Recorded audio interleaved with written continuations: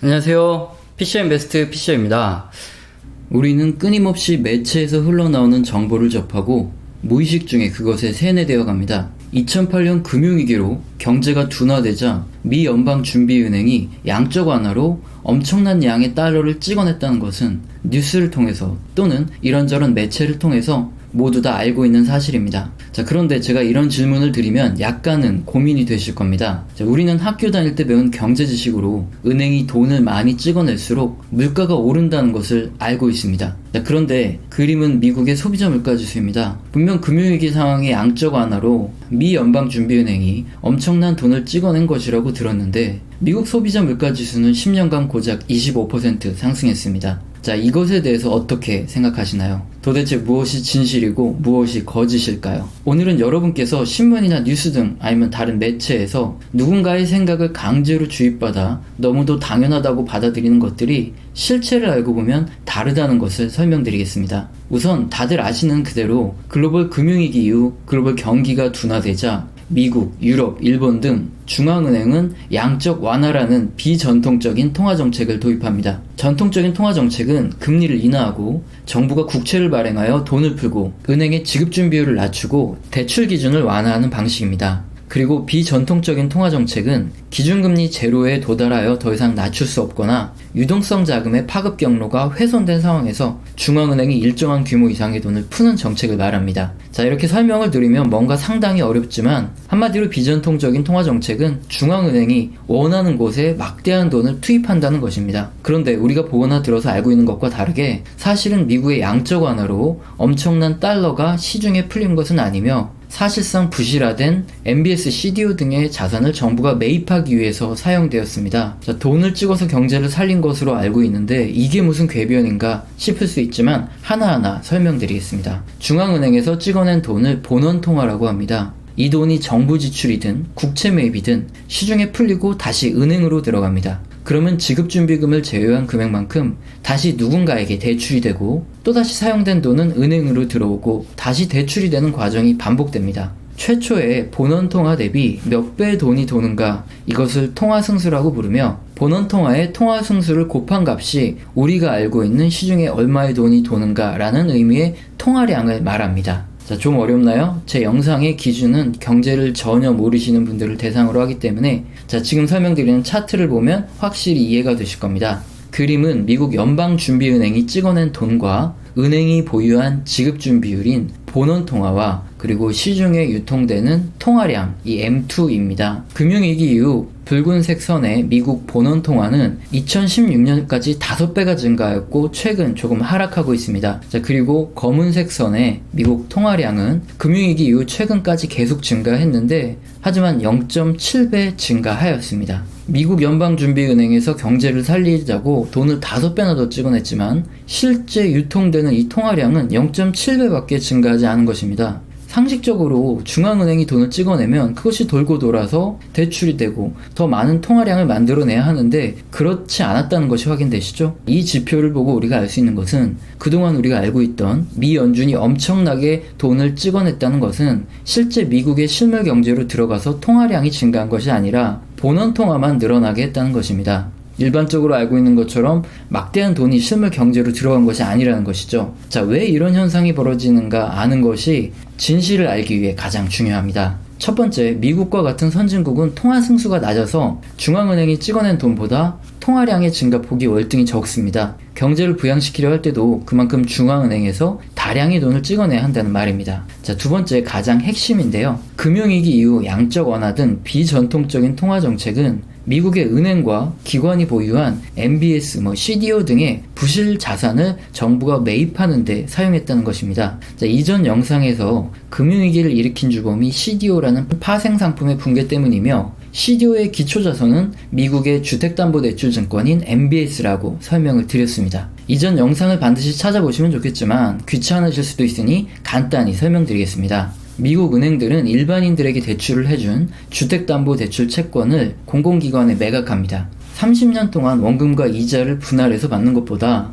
주택담보대출 채권을 매각하고 빠르게 원금을 회수한 뒤 다시 일반인들에게 모기지 대출을 해주면 수익성이 높아지기 때문입니다. 자, 은행으로부터 주택담보대출을 매입하는 미국의 공공기관 및 정부의 후원기관은 지니메, 페니메 등이 있으며 주택담보대출을 유동화시킨 MBS라는 것을 매입하고 보유, 판매 등을 합니다. 그런데 2007년부터 미국의 주택버블이 붕괴되면서 주택담보대출의 원리금을 상환할 수 없어서 파산하는 사람들이 늘어나게 됩니다. 물론 주택 가격이 떨어지지 않았다면 담보된 부동산을 처분하여 원금을 회수하면 문제가 없겠지만 당시 주택 가격이 급락하면서 담보대출 유동화증권인 MBS가 막대한 손실을 보고 이를 기초로 만들어진 CDO라는 파생 상품들이 연쇄적으로 부도가 난 거죠. 자, MBS와 CDO를 보유하고 있던 정부 후원기관 및 미국의 은행들은 상당수가 파산할 위기에 처합니다. 담보된 주택을 매도해도 원금과 이자를 회수할 수 없기 때문에 보유한 채권들 전부가 막대한 손실을 볼 수밖에 없었기 때문이죠. 자, 미국 정부는 그대로 두면 금융기능이 마비될 위험에 처하고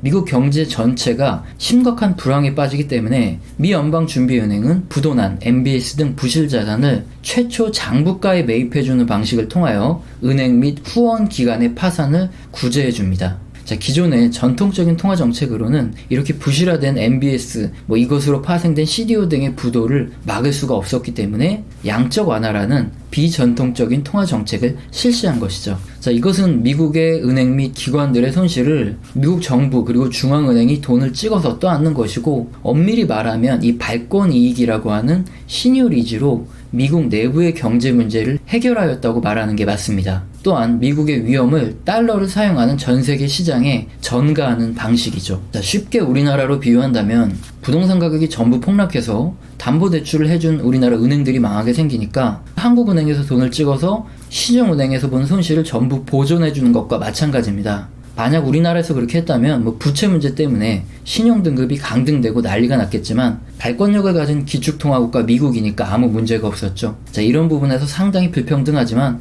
현대 금융 시스템이 그렇게 돌아가고 있으니 부러우면 우리나라도 준기축통화국가가 되는 수밖에 없는 것이죠. 자, 마지막으로 본원통화 증가에도 미국의 통화량이 증가하지 못한 이유는 미국 은행들의 대출 태도 및 미국의 가계부채 감소가 원인입니다. 바로 대차대조표 불황이라고 하는데요. 자, 그림은 미국 은행들의 초과지급준비금입니다. 자, 양적 완화 자금은 초과지급준비금 형태로 쌓이게 되는데요. 대출이 되어 통화량이 M2로 넘어가지 않다가 2015년부터 감소하는 모습이 나타나는 것을 볼 수 있습니다.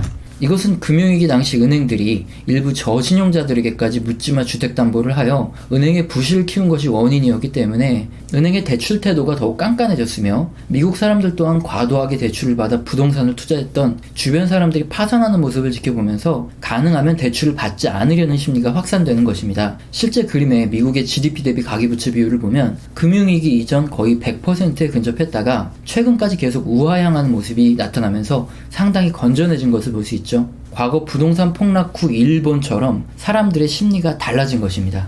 통화량이 본안 통화 증가 속도를 한참 따라가지 못하는 이유는 대출이 증가하지 못하면서 초과지급준비금 형태로 쌓여있는 이 자금들이 시중으로 흘러들어가 유통되지 못하였기 때문이라는 것을 알 수 있습니다. 자, 결론을 드리면 우리가 매체를 통하여 여과 없이 받아들이는 지식과 다르게 금융위기 이후 미국의 통화량은 급속도로 증가하지 않고 금융위기 이전의 평균 수준만큼만 증가하였습니다. 미 연준이 돈을 막대하게 찍어낸 것은 사실이지만 본원통화만 증가하였고 이것이 통화량 급증으로 이어진 것이 아니라는 말이죠. 자, 이렇게 통화량이 증가하지 못한 원인은 통화 승수의 문제도 있지만 미 연준이 매입한 자산이 부동산 가격 폭락 및 자산 가격 폭락으로 부실해진 MBS 등의 부실 자산을 장부 가격으로 매수하는 데 사용되었기 때문에 미국의 대차대조표 증가에도 불구하고 실물 경제로 돈이 흘러가지 않은 것이 원인입니다. 자, 또 한 가지 중요한 원인은 사람들의 심리가 부채를 줄이는 데 초점을 맞추고 있기 때문에 중앙은행이 아무리 돈을 찍어내도 초과지급준비금 형태로 은행에 남아있을 뿐 대출이 되지 않고 실제 통화량의 증가로 이어지지 않은 것입니다. 이것은 미국뿐만 아니라 일본도 마찬가지입니다.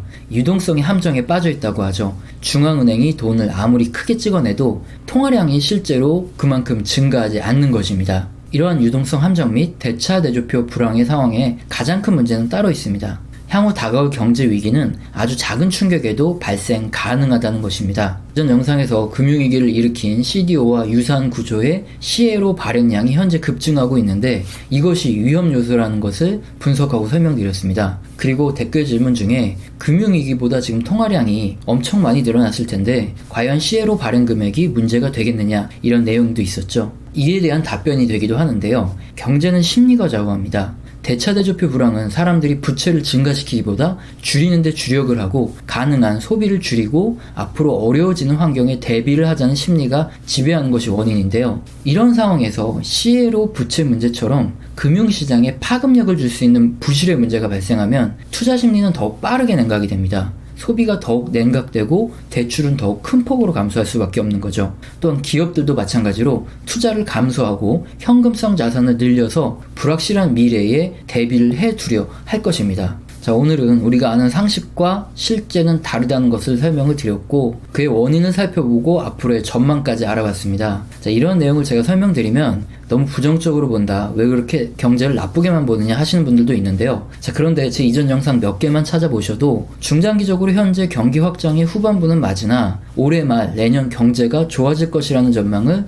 계속 설명드렸던 영상을 찾아볼 수 있을 겁니다. 자, 이렇게 보시면 편합니다. 먹구름이 끼면 우산을 준비합니다. 그런데 비가 안 오면 우산을 가지고 나온 것이 불편하고 짜증날 수도 있지만 비가 와도 걱정이 없으니 마음이 편합니다. 자, 이렇게 경제적으로 문제가 발생할 수 있는 내용들을 우리가 미리 알고 준비를 하면 경제 지표를 계속 봐야 되고 관련 내용을 찾아보면서 대비를 하는 것이 귀찮고 불편하고 짜증날지 모르겠지만 정작 문제가 생기기 전에 우리는 남들보다 좀 더 일찍 대응을 할 수 있으니 마음이 편하다는 것입니다. 오늘 영상도 마음에 드셨다면 구독과 좋아요는 꼭 눌러주시고 지속적으로 시청 부탁드리겠습니다.